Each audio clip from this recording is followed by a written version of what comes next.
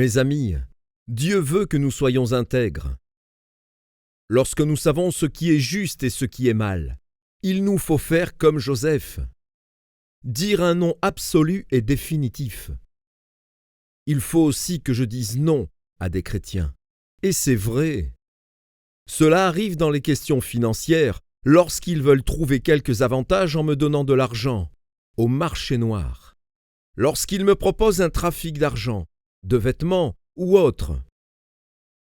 En toute chose, il faut l'intégrité. Son intégrité le conduira. Au moyen de sa parole, Dieu veut mettre en nous des principes d'intégrité, de sorte que nous puissions faire ce qui est juste à ses yeux. Voici un autre verset de l'Écriture. Les voies d'un homme sont devant les regards de Dieu, et il sonde son allée et sa venue. Pensez-y, là où nous marchons, ses yeux nous voient, et plus encore, il pèse, il mesure ce que nous faisons, il pèse nos actes comme sur une balance. Il évalue nos motifs, il pense à nos actions. Combien nous devons être prudents avant de marcher devant Dieu dans l'intégrité. Son intégrité le conduira. Et cette intégrité est établie sur la parole de Dieu quant à ses principes. Nous allons maintenant continuer en parlant d'un autre moyen d'être conduit, un moyen excessivement important. Nous le trouverons dans le livre des Romains, au chapitre 8 et au verset 14. Car tous ceux qui sont conduits par l'Esprit de Dieu sont fils de Dieu. Nous avons ici la direction par le Saint-Esprit. Il y a, dans nos vies, beaucoup de cas où Dieu ne peut nous diriger directement. Nous avons besoin là que l'Esprit de Dieu nous conduise. Ainsi, par exemple, l'an dernier, j'ai eu une direction très précise de l'Esprit de Dieu pour venir à Rouen cette année. Je vous en ai déjà parlé. Ce n'est pas la parole de Dieu qui a pu me diriger. À cet égard, la Bible ne disait pas « Frère Butler, il faut qu'à cette même époque, tu reviennes à Rouen ». Ce n'était pas écrit. Trouvez-vous cela dans votre Bible? Alors il est nécessaire que nous ayons un autre moyen d'être conduits, et c'est l'Esprit de Dieu. Je vous ai déjà dit de quelle façon le Seigneur m'avait réveillé la nuit et m'avait poussé à dire « oui » à l'aimable invitation de notre frère MF. À cet égard, les gens ont souvent une question à poser. Comment l'Esprit de Dieu nous conduit-il? Ce sujet va occuper notre pensée maintenant. Néanmoins, je pense que nous ne l'achèverons pas. Comment l'Esprit de Dieu nous conduit-il? Remarquez, dans ce même chapitre, au verset 16 du livre des Romains, il est écrit « L'Esprit de Dieu lui-même rend témoignage à notre esprit ». Il n'est pas question là de la direction divine, mais du fait que le témoignage de l'Esprit est aussi un moyen puissant employé pour nous diriger. Vous dire ce qu'est ce témoignage de l'Esprit est quelque peu difficile, parce que c'est surtout une question d'expérience. C'est une assurance intérieure, quelque chose que vous connaissez, que vous savez ou que vous recevez de l'Esprit comme une confirmation. Il y a quelques années, nous visitions l'Assemblée de Marseille et nous étions en route pour Alger. Monsieur le Marquand et moi-même. Vous vous souvenez qu'il y avait la guerre. À cette époque, on se battait en Algérie. Je me souviens être allé sur le terrain d'aviation où nous conduisait le pasteur, et j'étais personnellement un peu inquiet quant à ce voyage en Algérie. Je me suis dit, supposons qu'il m'arrive quelque chose en ce moment, que se passerait-il dans mon foyer? Alors je me suis éloigné du pasteur, de mon frère le Marquand, pour être seul. J'étais là debout près d'un pilier et j'ai parlé à Dieu. J'ai dit, « Père, est-ce que je fais bien d'aller à Alger? Es-tu vraiment sûr que tu veux que j'y aille? J'ai juste le temps de faire demi-tour. » Pendant que je priais, l'Esprit de Dieu a mis en moi une assurance profonde. J'étais conscient de sa présence et je savais que nous devions y aller. C'était le témoignage de l'Esprit de Dieu. Quelques années auparavant, je me trouvais à Rome pour prêcher, et de là, je devais me rendre en Tunisie.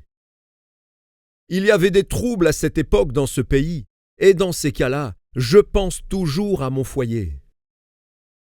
Que leur arriverait-il à eux s'il m'arrivait quelque chose à moi? Et j'étais là, devant le bureau de l'aviation italienne. J'ai courbé mon front, j'ai dit « Seigneur, es-tu sûr que tout est en règle pour me rendre en Tunisie ?» Et Dieu a mis en moi une telle paix, une telle joie, une assurance si intense que je me suis tourné vers l'interprète italien. J'ai dit « Frère, si je n'ai jamais fait un pas dans la volonté de Dieu, c'est bien en me rendant en Tunisie. » C'était là le témoignage intérieur du Saint-Esprit. Mes amis, je suis reconnaissant du témoignage de l'Esprit de Dieu. Certains d'entre vous m'ont déjà entendu parler de cet exemple, mais je dois répéter cette anecdote pour ceux qui ne la connaissent pas.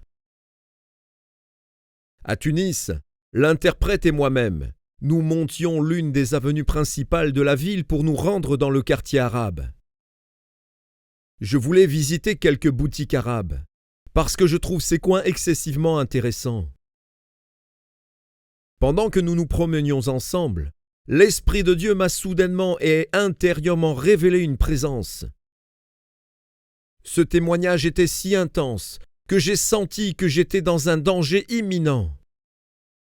C'est venu si soudainement que, sans savoir pourquoi, j'ai fait un saut sur ma droite et à ce moment même, un jeune arabe a frôlé mon épaule avec un couteau qu'il tenait dans sa main droite. Il allait apparemment s'en servir pour couper ma poche, et c'est au moyen de l'avertissement de l'esprit que j'ai pu faire un saut, évitant ainsi le couteau au moment précis où l'homme allait s'en servir. Nous avons un secours magnifique dans le Saint-Esprit. Il rend témoignage, il nous avertit, il nous prévient du danger, et il confirme aussi nos voies. Il y a peut-être parmi vous des personnes qui croyaient ne pas comprendre. Je peux très bien comprendre que certains d'entre vous ne comprennent pas. Mais il y a à cela une excellente raison. Les choses spirituelles sont comprises spirituellement, et pour comprendre certaines choses, il faut une mesure d'expérience.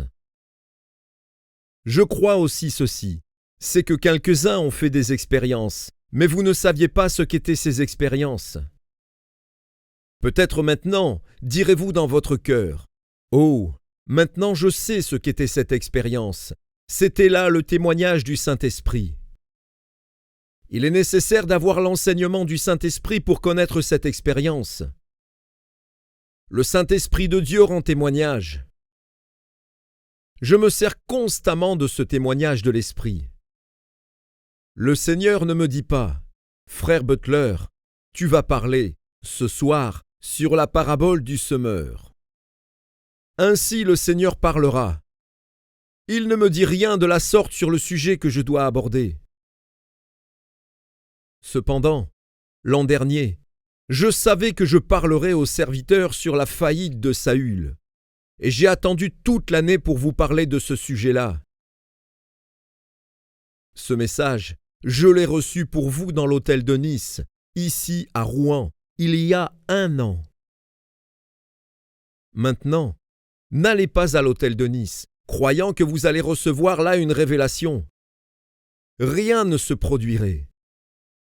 Les révélations ne sont pas dans l'autel, mais elles sont dans le Saint-Esprit. En ce qui concerne la parabole du bon semeur, je me suis tenu devant le Seigneur. J'ai parcouru mes notes, me disant « Je me demande sur quoi je pourrais leur parler. » Nous avons 4 jours, mardi, mercredi, vendredi et samedi. Qu'est-ce qui me donnerait un sujet convenable pour ces 4 jours? J'ai donc parcouru mes notes, et je suis ainsi arrivé à la parabole du semeur. Ce message-là s'est enregistré intérieurement, et je sentais que c'était bien dans mon esprit. J'avais en moi-même ce témoignage.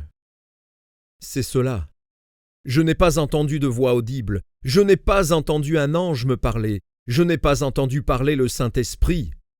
Pourtant, c'est bien le Saint-Esprit qui m'a parlé. Il a rendu témoignage à l'intérieur de moi-même. Alors, vous me direz, comment pouvez-vous être si sûr? Lorsque vous passez du temps devant la face de Dieu, que vous marchez dans l'onction de Dieu, vous n'aurez pas besoin d'une force extraordinaire pour vous montrer quelque chose. Le plus petit attouchement vous conduira. N'est-il pas dit dans les psaumes « Je te conduirai par mon regard » ? Cela est difficile à expliquer. Mais voulez-vous que j'essaye? Peut-être quelques-uns pourraient être éclairés. Je te conduirai avec mon œil. Comment Dieu peut-il nous conduire avec ses yeux? C'est là une direction familière, une direction dans une vie d'intimité. C'est très difficile à expliquer. Mais dans la mesure où vous marchez avec Dieu et que vous passez du temps devant lui, vous serez rendu capable de distinguer les plus légères directions du Seigneur parce que vous deviendrez excessivement sensible à la pensée de l'Esprit. J'aimerais ajouter ceci.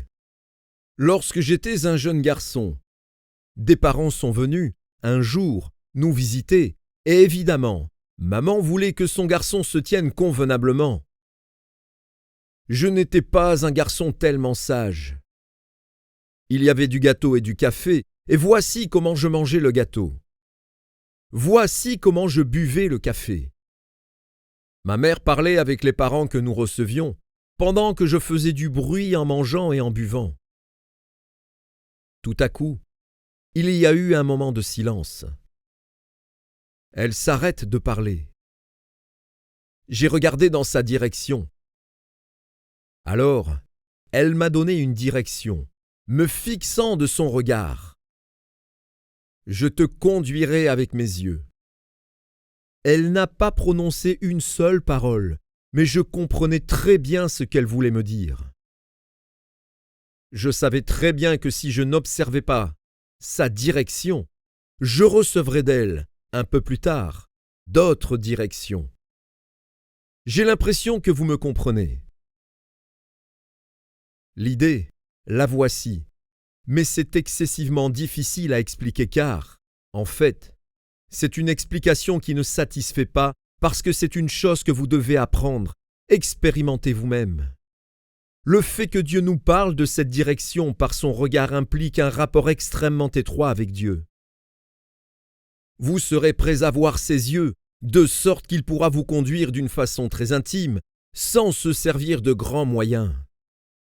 C'est là une direction dans l'intimité, une direction par une simple suggestion. Je ne puis aller plus loin avec cette pensée. Bien sûr, cela nous est aussi communiqué par le Saint-Esprit. Le Saint-Esprit nous rend aussi témoignage d'une autre façon, au travers des dons de l'Esprit. Voici un exemple que nous avons eu dans notre école biblique il y a quelques années. Je faisais une étude selon une certaine pensée et je savais qu'un garçon de la classe ne m'aimait pas du tout. Toutes les fois qu'il le pouvait, il me cherchait chicane, il discutait avec moi. Ce jour-là, avant d'aller en classe, j'ai dit au Seigneur, « Seigneur, tu sais combien ce jeune homme m'aime. » Et Dieu savait très bien ce que je voulais dire. « Tu sais qu'il va me chercher encore des ennuis aujourd'hui, il va soulever une objection à ma doctrine, ne voudrais-tu pas m'aider, s'il te plaît ?» Nous sommes entrés dans la classe. J'avais justement achevé de parler, et je m'attendais à ce qu'il lève la main, mais avant qu'il en ait eu le temps, le Saint-Esprit, lui, a levé la main. Une de nos filles a donné un message en langue, et un des garçons l'a interprété, de cette manière. « Voici, les choses que tu viens d'entendre sont vraies, et moi, le Seigneur, je rends témoignage à la vérité. » Avec ces paroles, la bénédiction du Seigneur est descendue sur la classe. Les mains des étudiants se sont levées. Les garçons ont crié « Alléluia! Alléluia! Alléluia !» Toute la classe criait et Dieu continuait de bénir jusqu'à ce que la cloche eût sonné. Il ne restait plus de temps pour discuter. J'ai pensé que le Seigneur était vraiment merveilleux. C'est là le témoignage de l'Esprit de Dieu rendant témoignage à la vérité. Durant cette semaine, l'Esprit de Dieu a aussi rendu témoignage. Et vous trouverez aussi cela dans l'Épître aux Hébreux au chapitre 2 et au verset 4. Il nous est dit « Dieu appuyant leur témoignage par des signes, des prodiges et de divers miracles, et par les dons du Saint-Esprit distribués selon sa volonté. » Voyez-vous la vérité? Dieu rendant témoignage par les dons du Saint-Esprit. Parfois, un prédicateur parle, et dans l'auditoire, il y a quelques personnes qui n'acceptent pas ce qu'il annonce, bien que ce soit la vérité. Le Saint-Esprit rend alors témoignage à la vérité au moyen du don des langues et de l'interprétation, par la prophétie, de sorte que ceux qui n'ont pas accepté le message peuvent le faire maintenant. Quelques-uns le reçoivent, alors d'autres le refusent encore. Mais l'Esprit de Dieu rend témoignage. Je vous dirai encore quelque chose concernant le Saint-Esprit. Nous allons lire dans le livre des Actes des Apôtres, au chapitre 8, le verset 29. L'Esprit dit à Philippe, « Avance et approche-toi de ce char. » Voyez-vous ce verset? L'Esprit a dit à Philippe ce qu'il devait faire, en termes précis.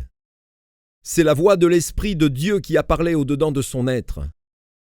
Ce n'est pas de l'imagination. Il y a des personnes qui ont le don de l'imagination, ils s'imaginent toutes sortes de choses, mais ce n'est pas le cas de Philippe. Il a eu une révélation. L'Esprit de Dieu lui a parlé. Certains d'entre vous m'ont déjà entendu raconter une anecdote à ce sujet. Je ne vais donc pas vous redire toute l'histoire, mais j'aimerais dire ceci.